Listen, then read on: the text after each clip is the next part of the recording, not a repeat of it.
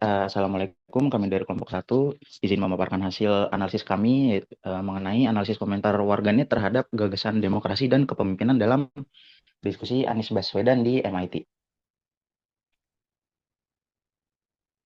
Boleh langsung masuk ke pendahuluan.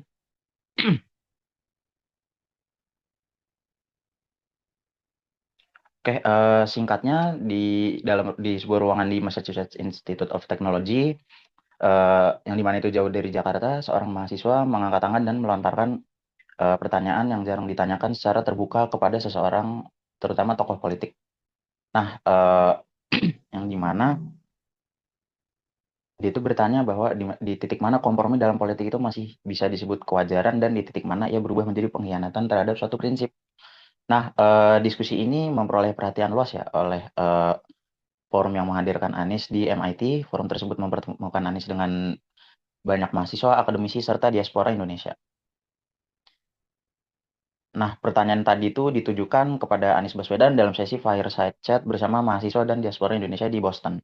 Bukan forum kampanye, bukan pula forum debat politik yang berbalas pantun di televisi, tetapi ruang diskusi yang jujur, tempat generasi muda yang sedang menempuh pendidikan di luar negeri menagih jawaban yang lebih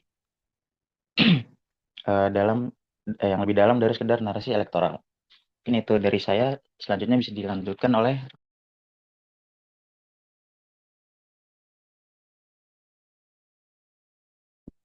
Selanjutnya ada metode penelitiannya. Pada penelitian ini kami menggunakan pendekatan kualitatif deskriptif dengan bantuan perangkat lunak yaitu NVivo dan Artificial Intelligence atau AI. Data yang digunakan berupa komentar warga pada video diskusi Anies Baswedan di MIT yang dipilih sebagai data sekunder.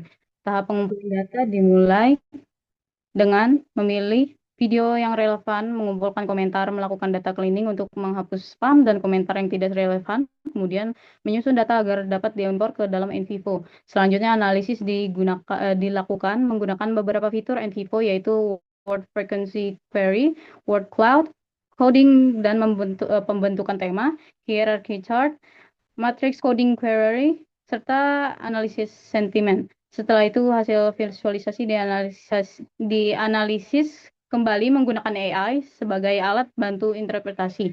Namun seluruh kesimpulan akhir tetap ditentukan oleh peneliti. Selanjutnya boleh dilanjutkan oleh rekan saya.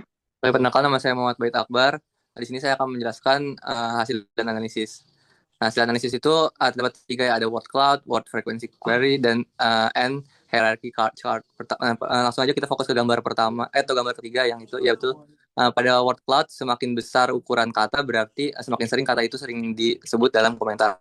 Terlihat pada kata Anies menjadi kata yang paling dominan, kemudian diikuti oleh presiden, Indonesia, politik, rakyat, dan pemimpin. Hal ini menunjukkan bahwa pembahasan audiens lebih berfokus pada figur Anies dalam konteks kepemimpinan dan politik nasional. Lalu lanjut ke gambar yang di bawahnya itu gambar keempat, word frequency query. Temuan tersebut kemudian diperkuat melalui word frequency query yang menampilkan frekuensi kemunculan setiap kata secara kuantitatif. Kata Anies memiliki frekuensi tertinggi. Paling lanjut ke gambar ketiga yang hierarchy chart menunjukkan bagaimana kata-kata tersebut dikelompokkan menjadi beberapa tema utama. Dalam hal dari hasil coding terdapat tiga tema yang mendominasi, yaitu dukungan terhadap Anies, politik, dan kepemimpinan nasional, serta persepsi terhadap pemerintahan dan perubahan. Tema dukungan terhadap Anies memiliki proporsi terbesar yang menunjukkan bahwa sebagian besar komentar berfokus pada penilaian terhadap kapasitas kepemimpinan dari seorang Pak Anies Baswedan. Boleh dilanjut oleh teman saya.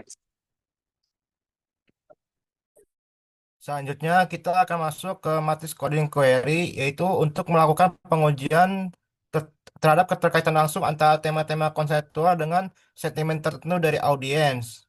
Nah, dari hasil analisis matriks coding query ini menunjukkan keterkaitan yang sangat tinggi antara tema dukungan dan apresiasi personal terhadap sentimen positif. Seluruh komentar pada tema dukungan dan apresiasi personal sepenuhnya bersentimen positif. Hal ini, Nah, lalu untuk tema yang paling banyak mendapat sentimen negatif yaitu kritik kerja atau track record. Nah, hal ini menunjukkan bahwa sebagian besar pemirsa itu tuh senang dengan topik yang dibawakan oleh pembicara. Kita ada kesimpulan penelitian dari kami menunjukkan bahwa analisis komentar YouTube menggunakan NVivo berhasil mengidentifikasi persepsi warganet terhadap gagasan demokrasi dan juga kepemimpinan Anies Baswedan. Keterbatasan penelitian ini adalah data hanya berasal dari satu video YouTube dan juga untuk penelitian selanjutnya disarankan menggunakan data dari berbagai platform media sosial. Mungkin itu saja hasil diskusi yang bisa kami sampaikan.